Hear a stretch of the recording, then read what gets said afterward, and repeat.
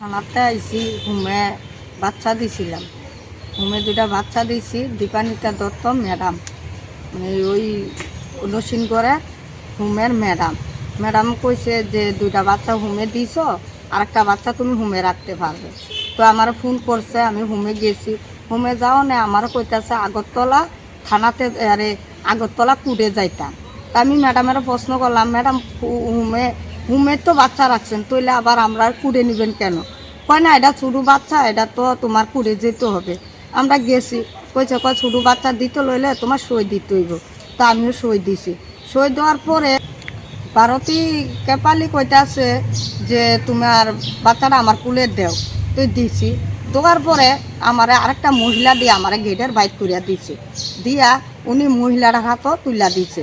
তা আমি কই ম্যাডাম আমার হাতেতে নিয়া বাচ্চাটা ওর হাতে দিচ্ছেন, আপনি না কইছেন যে হুমে দিবেন, হুমটা আমারে দেখাইবেন। কইছে কয় তুমি 1 মাস পরে আইসা বাচ্চাটার দিকা যাইও। এরপরে যাক, তারা আমার কইতাছে মায়ের বাচ্চাটা দাও, টিকার কাগজটা দাও। এরপরে আমি রাজিছি না। পরে আবার 1 মাস পরে বাচ্চা দেখতাম গেছি, টিকার কাগজটা লইয়া গেছি। টিকার কাগজটা দাও, বাচ্চাটা দাও, নিয়েছি। আমার হাতাতে নিয়ে আনি কর তুমি ধরে নাও বাচ্চাটা মারা গেছে, একটা বাচ্চা মারা গেলে তুমি থাকতে লাগ না, বাচ্চা মারা গেছে। আবার এরপরে আমি এটা কী থাকুন, বাচ্চা মারা গেছে আমার 3 বাচ্চা, 3 বাচ্চাতে 1 বাচ্চা মারা গেছে, আমি মরলে তো আমারটা আমার কাছেই মরবো, তাহলে আপনার কাছে গিয়ে মরলো করে। এটা দত্তক দিয়ে লাইছি, তো দত্তক দিচ্ছেন আমার তো জিজ্ঞাসা করবেন। ইয়া করছে, এটা তো তুমি সই দিছ। আমি কই এটা কইয়া তো আপনি সই নিচ্ছেন না। কইছেন যে আমি হুমর দিলে, নসিনগড় হুমে দিলে আমার এটা মা হিসাবে আমার এটা দায়িত্ব, মানে সই দেন। এই কারণে আমি সই দিছি। সইটা নিয়া এবারে কি হচ্ছে, দত্তকের নামে আমার মেয়েরে ফাঁসার করিয়া দিছে, মানে বিক্রি করিয়া দিছে। দীপানিতা দত্ত আর কাপালি, এই 2 জন। আর হয়েছে গিয়া দীপানিতা দত্তর জামাই কুডেল উকিল, দীপানিতা জামাই কুডের উকিল, উনিবারও লগে শেয়ার আছে। ওরা তারা 3 জনে মিলা আমার সন্তানের বিক্রি করে দিচ্ছে। আমি যতবার যাইতাম যে আমার বাচ্চারে দেখান, বাচ্চা বিক্রি হয়ে গেছে, বাচ্চা আর দেখান যাইতো না। আমি যদি এরপরে ফোন করলে আমার এই নাম্বারে ফোন করবি না, আমার নাম্বারটা ব্ল্যাক টিপে পাঠাইছে। যদি আমি আই আমার অপমান করে আর আমার ভয় দেখায় যে তোমার ওই 2 বাচ্চা আমি এখানে রাখবো না, তোমার 2 বাচ্চা আবার আমি দিয়ালাম।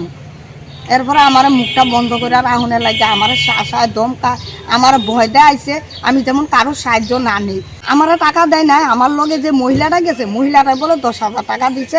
আমি যে লালন পালন করছি, লালন পালনের জন্য 10,000 টাকা দিচ্ছে।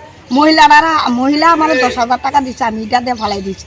আমি চাইছি মুখ্যমন্ত্রীর কাছে একটাই অনুরোধ, যে আমার লগে অন্যায় করছে, অপরাধরা করছে, এটা যেন শাস্তি পায়, আর আমার সন্তান যেমন আমি ফিরে পাই। তারা আমার লগে, মানে আমার গরিবের অসহায় সুযোগ নিয়ে আছে, তারা আমার লগে এমন করছে।